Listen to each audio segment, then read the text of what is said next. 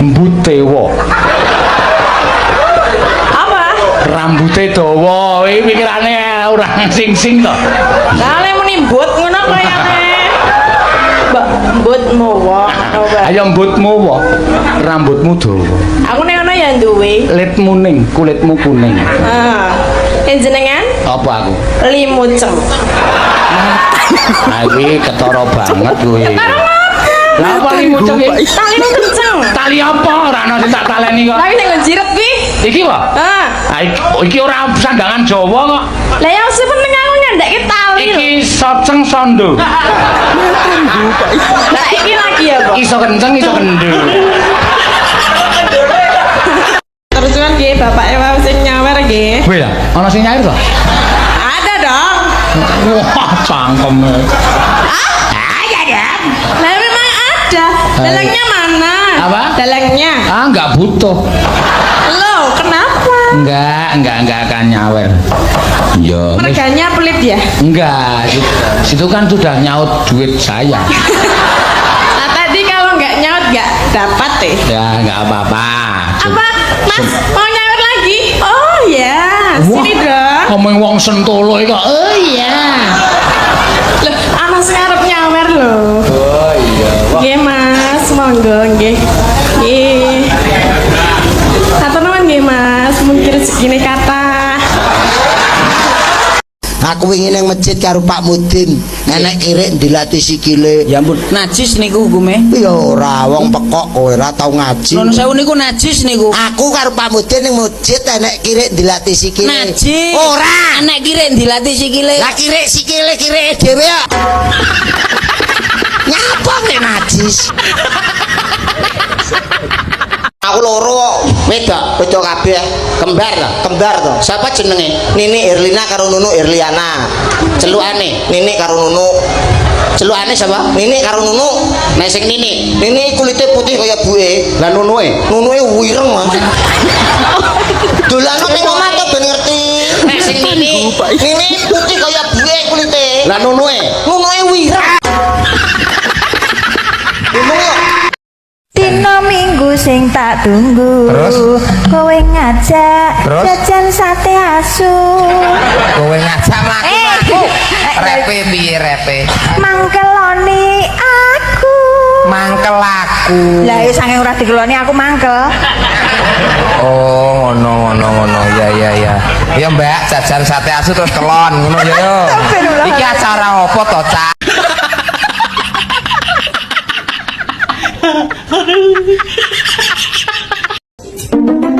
Bojoku ki getak. Piye? Kan tak USG jare wedok. Heeh. Wedok tenan ndrale. Bojoku ra betah ro, digertak. Grup ya. Ayo nduk ndang metu. Dalane selanggo gantian ropake. Oh anakku langsung perucut metu.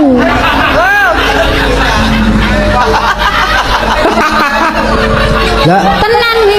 dalane selanggo gentenan. Ropake. Lah Pak iki bojomu. Ya bojoku. Bojomu ki kulinare lewat ndi engko tak tututane.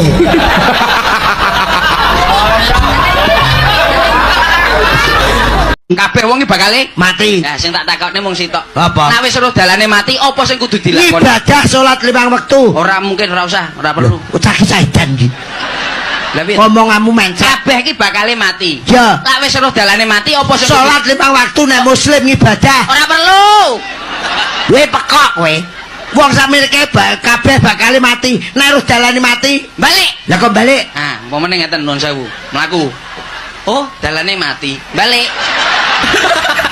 Golek dalan sing kono apa sing kono. Goblok. Arep dhewe ta, sitok ijen ta. Jenenge gopur ngarepan omah wi. Ngene lho Dek Percil, ya ampun cah kucluk sak donya. Iya ta? Sing mimpin salat ngarep dhewe kae jenenge imam. Kuwi gopur nggonku. Imame mburiku. Imam ning ngarep. Mburiku. Ngajal to bocah iki. Dadi ngarep dhewe imam, terus gurine makmum, kayak makmum. Imam aku apa ki jadi gak opor aku ke imam ora enek makmum percil ya nek no nek di barang ning kono ora enek makmum jenenge Lah ya percil dadi makmum. percil ya percil makmum apa kowe iki ngelih jenenge kancane Angel men ta suwe-suwe. iya dek Panjat mulek ngono. Gopur kuwi lho sing ngarep dadi imam, gopur dadi imam. imam buriku ora tau dadi sapa-sapa dek Sing dadi gopur imame. ora gelem dek wong karo imam rakor kok Imam terus enek sop. lho malah mbok kei sop Hebat gone Pak Kasian disuguhi soto. wah soto Paruh bedane soto karo Siti. ya rono Pak Apa? nek soto iya soto nak Siti iki sing gawe soto Wah, ra iso. Lah nyapa? Salah. Lek soto ki panganan, lek Siti ki jeneng. Wis umum. lah apa to Pak Nek soto kuwi mihune putih. nek nak Siti Pak Siti ya beda to karo soto goblok keperceli. maksudnya Goblok mentawe ra mudeng blas lho. maksudnya piye to Pak Soto mihune putih. teh nak Siti Pak Lho kok beda to karo soto? Lah yo. Soto mihune putih cel ra dirungokne nek Siti kuwi lho. lah iya apa Beda karo soto. Wis diomongi ra jelas-jelas sih kamu. Kasihan deh. Seto, aku ki yo ndak kenal lho Mas. Mas Percil yo ndak kenal, aku yo ndak kenal. Nek Lek soto niku mihune Lah putih. yo lek Siti. Sing roh ya bojone kok iso. Piye? Pipismu lancar ya? Capek kok. Tek kok pipis lancar lho. Alhamdulillah. Hubungane apa? Yo yen pipis lancar kuwi berarti sehat. Yen Ngono lho. sratrit kuwi lara. Ngono lho. Oh iya alhamdulillah. Pipisnya lancar. Amin. Piye? Bojomu cek penak? Ya isih to. Oh iya Isih. alhamdulillah. Tenane cek penak? Isih. Karo aku penak ndi?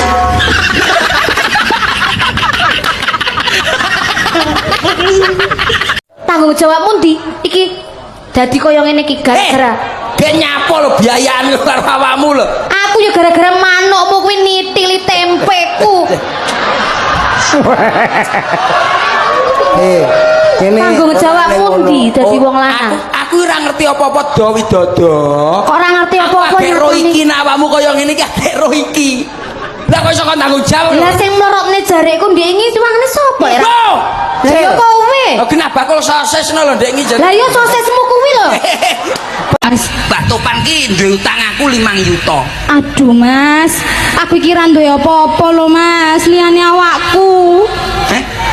Kan duwe apa-apa aku Mas, lah sampean nagih aku piye aku Mas? Sing duwe apa saiki sampean saiki? Ya mek awakku tok iki Mas. Ngene. Genahne sik genahne. Wong ki kudune sing genah. Engko lek ora genah aku ndak penak. Ya Mbak ya. Kan suwi wis rapi karo Abah Topan. Ya wis oleh 7 tahun lebih Mas. Alah mendang pegatan ae. Wong wis tuwek kaya ngono kok wis ora usah ngrumati wong tuwek dulu kas bongko kae engko. Lah iya Mas, aku kira ndek duwe lek 5 juta iki ora duwe, aku duwe nek awakku. Ya ngene lho, masalah lah ngene lah kuwi ya ndak apa-apa jane lak gelem ngono ora masalah. Aku dhewe ya ora ape nolak.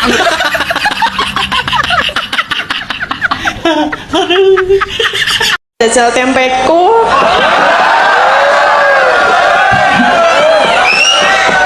Tempe bengkok jenengan dereng taun apa? Ra, aku nek sing kula mrogo tak senengi geblek. Nek tempe aku ra pat. Lah niku gathuke geblek niku tempe. Ra iso kae udu tempe. Lah napa? Kae jenenge besengek.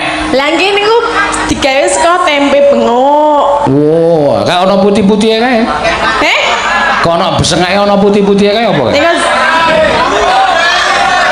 apa lek ngerti meneng wae. Jenenge kanil.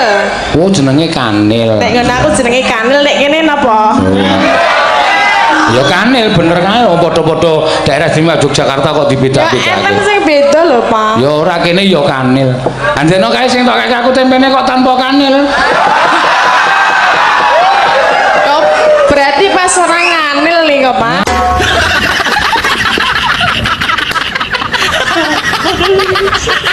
Nek misale aku duwe duwe bojo lek gareng ngene iki ya ora apa-apa.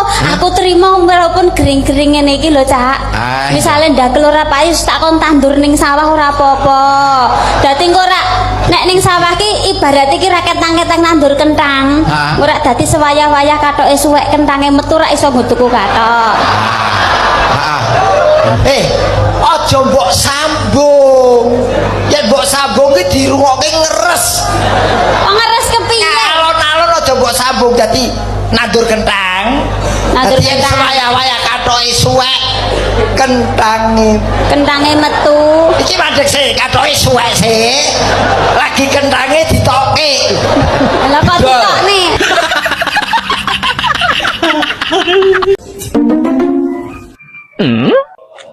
Manu bojone sampean nyapa? Manu bojoku ucul. Ucul sampean nyantai. Kene bulu-bulu. Piye maksudnya kok iso ucul kok sampean nangis sih lho. Wis to, umpama ning manuke bojone sampean ucul, carilah manuk yang lain yang bisa mengukumi. Ning manuke bojoku kuwi luar biasa kok. Mas ora kaya manuk-manuk liyane. Gede. Cilik Mas manuke bojoku. Wah, ya kuwi mari-mari.